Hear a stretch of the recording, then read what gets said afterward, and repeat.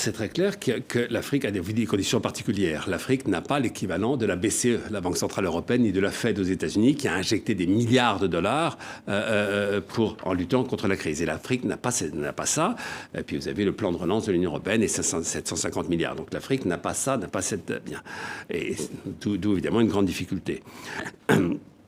Et donc l'importance pour l'Afrique, c'est de trouver d'autres méthodes. Et c'est pour ça que Tidjane Thiam, que vous avez interviewé, à qui je discute régulièrement, qui est notre partenaire en Afrique avec le Dr Ngozi, Trevor Manuel, le président Kaberuka et M. Ben Khalfa, les 5 envoyés spéciaux de l'Union africaine.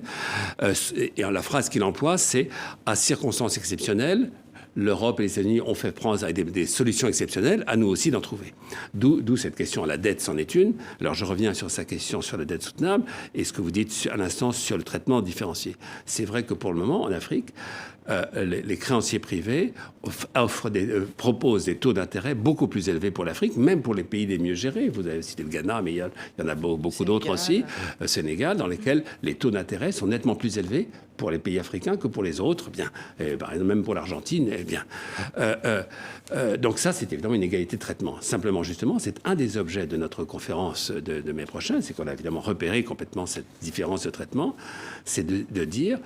Pourquoi ces taux d'intérêt sont plus élevés? C'est parce que les investisseurs considèrent qu'il y a un risque particulier à l'égard de l'Afrique.